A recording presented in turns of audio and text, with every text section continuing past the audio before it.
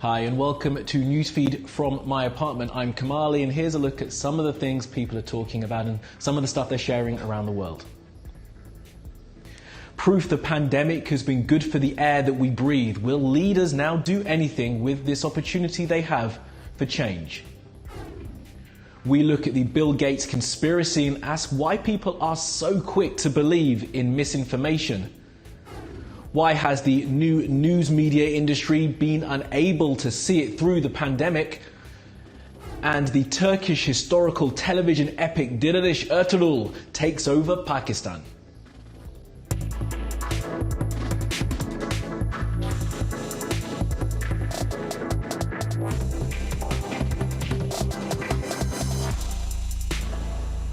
Well, top of our news feed, air pollution. As we've told you a bunch of times on this programme, the lockdown has been really good for the air that we breathe. And now new data has been published proving just how good the lockdown has been for that air. But with all this information, what will world leaders do now that they've seen there's an opportunity to clean up the air up there? Here's Denis. Wearing masks may make it difficult to tell. But if you think the air you're breathing is cleaner, you're correct.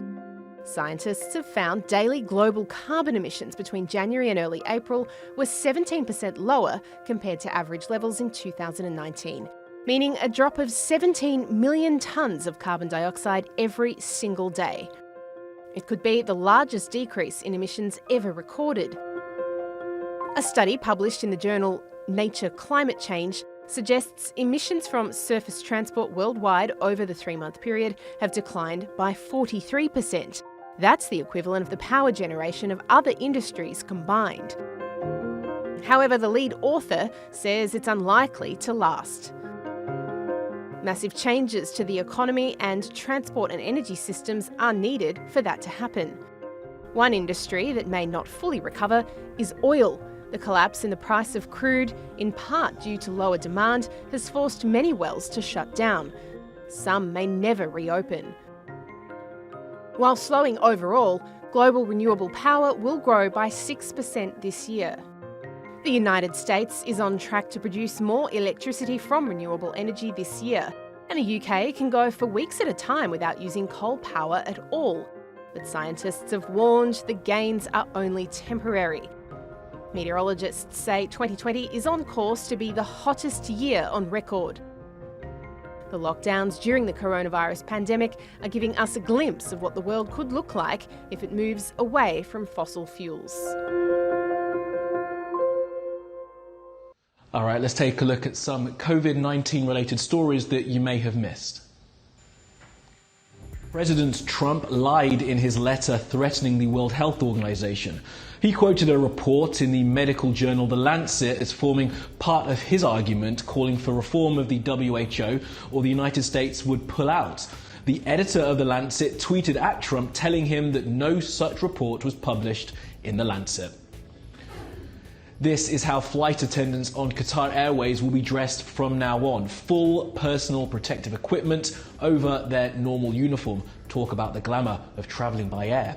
Passengers on the airline will also be required to wear masks. There is no requirement on social distancing on the flights, but the airlines say they will spread people out where there is space. This could be the way all airlines are forced to operate in the future.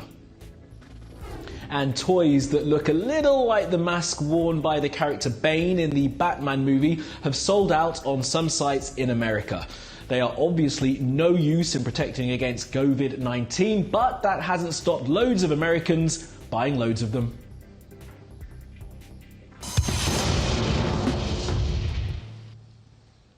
And next, Bill Gates. The philanthropist has been the subject of a great deal of conspiracy theorising recently, and the latest theories have been boosted by a YouTube video that's going viral. Here's Nick. This video has been shared millions of times since it was posted on YouTube on May the 14th. In it, an Italian politician called Sara Cunial makes a series of conspiracy theory allegations about new world orders, controlled by corporations, and what she sees as the threat of Bill Gates. All this to satisfy the appetites of a financial capitalism whose driving force is the conflict of interest, well represented by the WHO, whose main financier is the well-known philanthropist and savior of the world, Bill Gates. So far, so nutty. But the title, Italian government calls for arrest of Bill Gates, is clickbait manna from heaven for conspiracy worker bees. There are reports that its spread is anything but organic, and that it's been pushed by Russia-affiliated accounts and by Russian state media. The Gates conspiracy reflects the increasingly popular belief among some that there's a plan, cooked up by the rich elites, to control the way ordinary people live. Social media has allowed these theories to take root and grow. Its strength comes from the fact that you don't have to be a conspiracy theorist to recognize the power a small minority has over all our lives. And at the time of the pandemic, where future is uncertain, even lies can give people a sense of purpose. The video has been removed from some platforms, but not from YouTube. Technically, it doesn't break YouTube rules, as it's not manipulated, isn't fake, and is from a real session of the Italian Parliament. Its title is misleading. Italy has not called for Bill Gates' arrest. Only lawmaker Sarah Cuniel has, and even if she doesn't say it in so many words. None of it which matters in a world where truth has become malleable. Well, the pandemic lockdown has been damaging to a bunch of industries. In just the last week or so, we've seen the damage that it has done to some new news websites. Adam has that story. Cuts, furloughs and job losses at multiple publications. On Friday, Vice said it will lay off 55 employees in the US, saying its digital organization only brings in 21% of revenue, but accounts for half its staffing costs. Quartz has closed its offices in London, New York and Washington. Condé Nast, known as the Vogue Company, which includes publishing titles like The New Yorker, Teen Vogue and Wired, has laid off 100 employees and furloughed another 100. And BuzzFeed, which has been no stranger to downsizing in recent years, says it will close down its UK and Australia operations and focus on the US. The companies were supposed to represent the dawn of a new media age back in the noughties and 2010s, but they're now struggling with the same issues that plague traditional media. Digital advertising revenue was core to some of the company's business models, but in recent years, there's been a slump. Some are also blaming it on the new media monopoly and tech monopolies. Vice CEO Nancy Dubuc says big tech companies like Facebook and Google are a threat to journalism, and that they control the lion's share of the online advertising business. A sentiment shared by BuzzFeed founder Jonah Peretti. What I want to do is build new models for content that are truly social, and that's at least what I want to do with Facebook.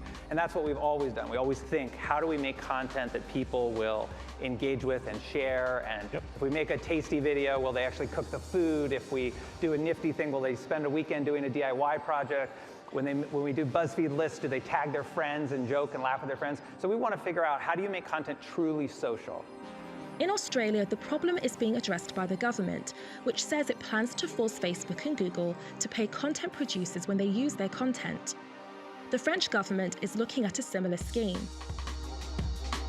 The pandemic has disrupted the disruptors, and while giants like Google and Facebook have seen their bottom line suffer, they will survive this period and emerge to a post-pandemic world with fewer and less diverse outlets, which for the journalism industry is very bad news. All right, we keep spinning around the world now for some other stories that you need to know this Wednesday. Well, the airline EasyJet have admitted that 9 million of its customers' data has been stolen. The hack took credit card details and email addresses. The crime is being investigated by the UK Information Commissioner. Big news in the world of space. The head of NASA's human missions, Doug Lavero, has resigned just a couple of days before the agency sends 2 people to the International Space Station aboard a Dragon X capsule made by Elon Musk's company SpaceX. It will be the first time a private company has carried out such important duty. Lavero sent his staff a cryptic email before he quit, talking about risk and consequences. It's not clear if the flight, due to lift off on the 27th of May, will still go ahead.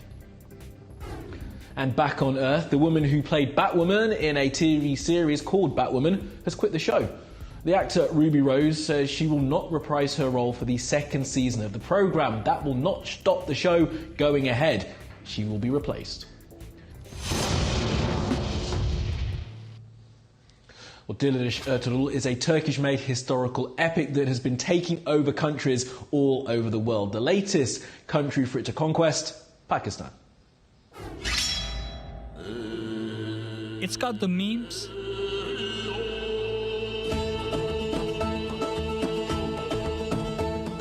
It's got the fans. It's got a lot of fans. Outro is really cool and... First episode of Untitled aired in Pakistan. It is the most popular drama in Pakistan. In fact, it is the most talked thing on social media these days. And it's breaking the internet in South Asia, in Pakistan to be specific. And it can count Prime Minister Imran Khan as a fan. Dirilish Ertuğrul, a Turkish drama based on the father of the first Ottoman Sultan.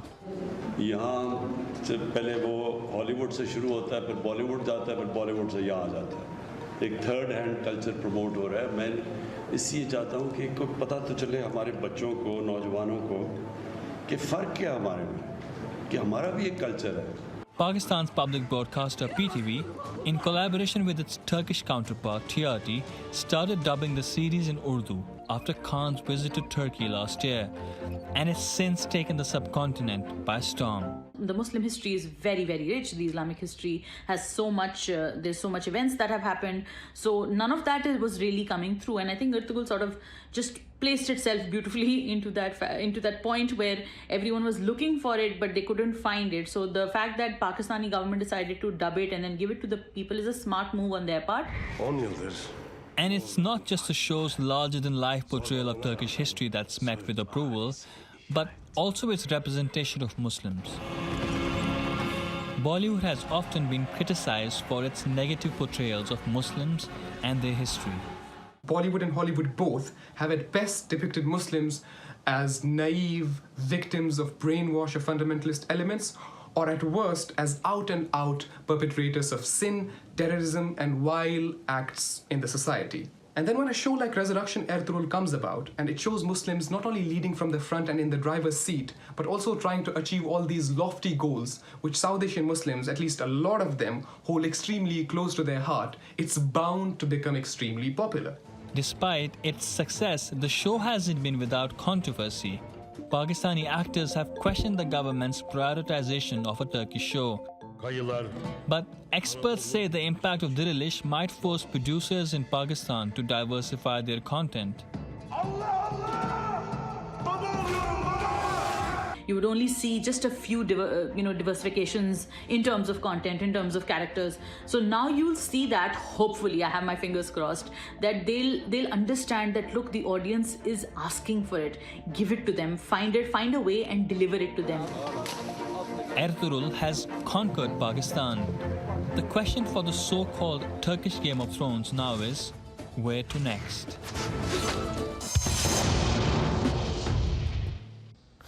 And last up, thanks to the social media account of the National Film and Sound Archive of Australia, we can show you the last recorded footage of the Tasmanian tiger.